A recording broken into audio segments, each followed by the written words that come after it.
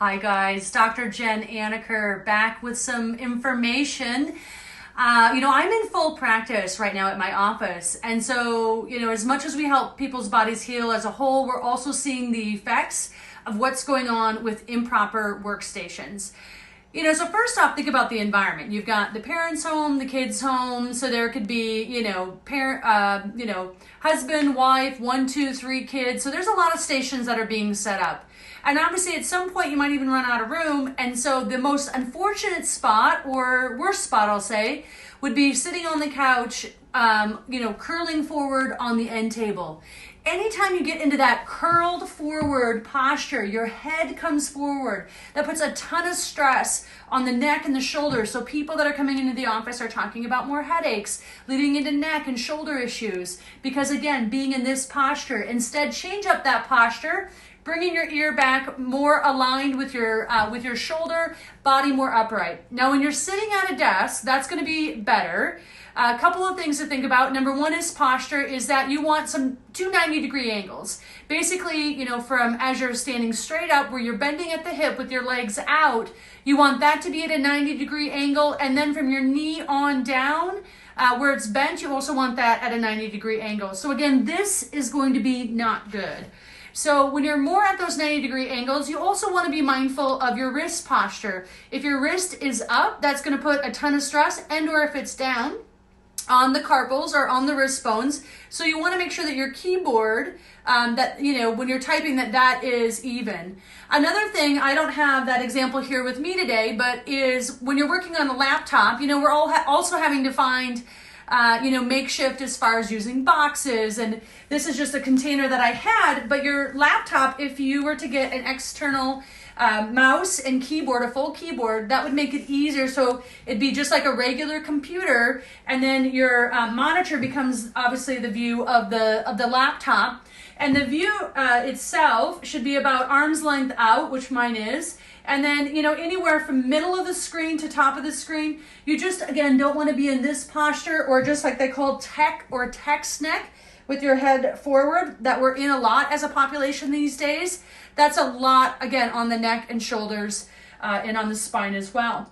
Some things that you can think about as far as when you're sitting in the chair is that you could have your back up to the chair, so making it more easier here. Maybe you could put a pillow that you might have from home. At our office, we happen to sell lumbar or low back cushions, so that can be great up against the back of the chair. I know for my, typically, not just people that are working from home, these inflatable, this brand is called Can Do, another one is Disco Sits, but basically you can sit on top of it, and that will get your body more upright. It'll also get your low back to stabilize and your abs to get a bit of a workout as well. I always tell patients, though, if you add this in, just add it in a little bit. It's easy to sit on, but you'd be surprised what kind of workout your body does sitting on those. And then certainly change positions, move around. Obviously, this is an example of a sitting desk, but you can also do it from your kitchen counter, where you can have a standing desk.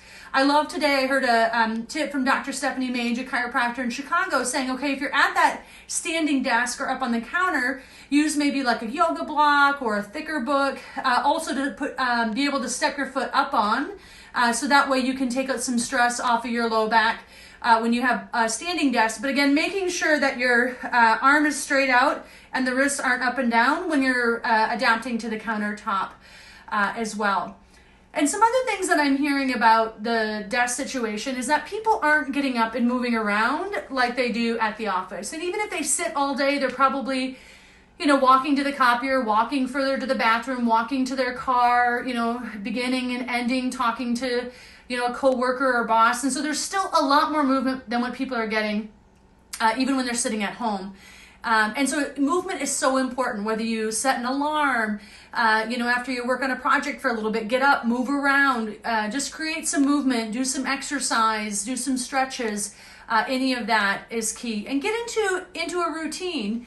And then the last one that I want to emphasize or bring up is trying to figure out kind of that set time within that routine when you're doing just your work, and then take that set time when you end, whether you want to end at 3, 4, 5, whatever that is, ending at that time, because it's also really important to have that separation of work time versus family time, because it can be easy to have those bleed in together. And certainly we want to make sure that you're, having good relationships with that as well. So I hope you found some of these tips helpful. But again, the worst thing is this forward posture, getting creative, and keeping a good routine and set times. We'll see you guys next time.